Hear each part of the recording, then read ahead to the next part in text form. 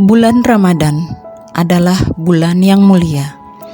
Di bulan Ramadan ada satu malam yang sangat dinanti-nantikan oleh kaum muslimin. Ada satu malam yang kebaikannya lebih daripada 1000 bulan. Sehingga memang selayaknya kita berharap bisa memperoleh malam tersebut. Kita bisa mendapatkan keutamaan di malam tersebut. Apa malam itu? Malam itulah malam Lailatul Qadar. Bagaimana kita meraih malam Lailatul Qadar? Yang pertama, kita tentu memahami hakikat malam Lailatul Qadar, mengimani bahwa itu memang pasti terjadi. Karena itu adalah firman Allah Subhanahu wa Ta'ala yang tertera di dalam Al-Quran, yang pasti kebenarannya, sifatnya qat'i, pasti.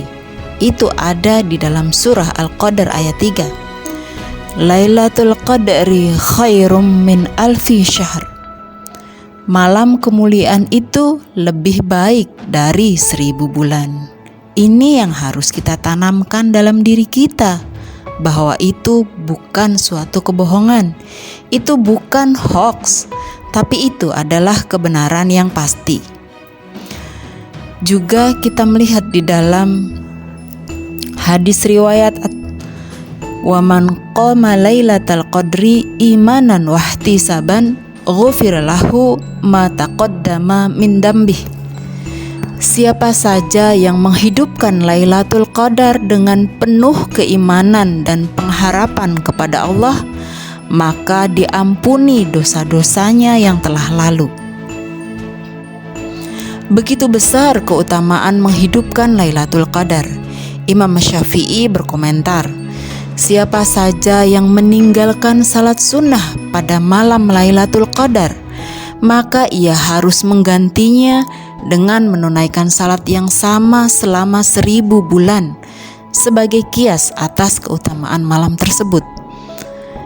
Kemudian yang kedua, kita tentu harus meluruskan niat bahwa kita melakukannya semata karena ingin taqarrub kepada Allah, ingin mendekatkan diri kita kepada Allah, ingin beribadah kepadanya. Dan berikutnya, kita melakukannya karena untuk mengikuti sunnah Rasulullah Shallallahu Alaihi Wasallam sebagai bentuk kecintaan kita kepada Allah Subhanahu Wa Taala. Bagaimana bahwa kita mengikuti apa yang dicontohkan Rasulullah Shallallahu Alaihi Wasallam. Rasulullah Shallallahu Alaihi Wasallam sebagaimana diriwayatkan dalam beberapa hadis, bagaimana beliau ketika ingin mendapatkan malam Lailatul Qadar, beliau mengencangkan sarungnya dan beliau akan beriktikaf di masjid, berdiam diri di masjid, dan beliau akan terus beribadah kepada Allah Subhanahu wa Ta'ala. Dan itu salah satunya adalah untuk mendapatkan malam Lailatul Qadar. Kemudian yang tidak boleh kita lupakan terkait dengan memburu Lailatul Qadar ini. Kalau itu dilakukan di masjid, itikaf di masjid, bagi kita seorang perempuan yang berstatus sebagai anak, maka harus izin kepada wali kita, kepada ayah kita. Kalau diizinkan, maka boleh kita memburu malam Lailatul Qadar di masjid dengan itikaf. Dan kalau status kita seorang istri, maka kita harus meminta izin kepada suami kita. Kalau diizinkan, alhamdulillah kita bisa melakukan itikaf di masjid. Tapi kalau tidak diizinkan atau dilarang oleh suami, maka kita tidak boleh melakukan itikaf tersebut.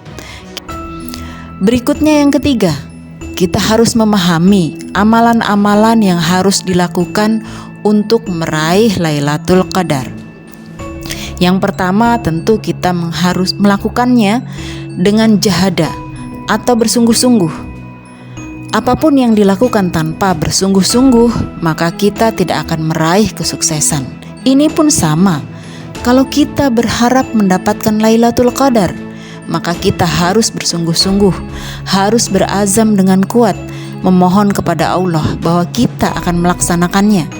Kemudian berikutnya, kita tidak tidur pada malam itu atau menyedikitkan tidur. Tidur sebentar saja, sekedar memenuhi hak tubuh kita. Dan tidak tidurnya itu kita mengisi dengan apa? Dengan melakukan amal-amal soleh. Bisa berupa qiyamul lail, sholat malam, bisa berdoa sebagaimana doa yang dicontohkan Rasulullah SAW ketika Aisyah radhiyallahu anha bertanya kepada Rasulullah SAW, seandainya beliau mendapatkan malam Lailatul Qadar, lalu apa yang harus dilakukan dan doa apa yang harus dipanjatkan?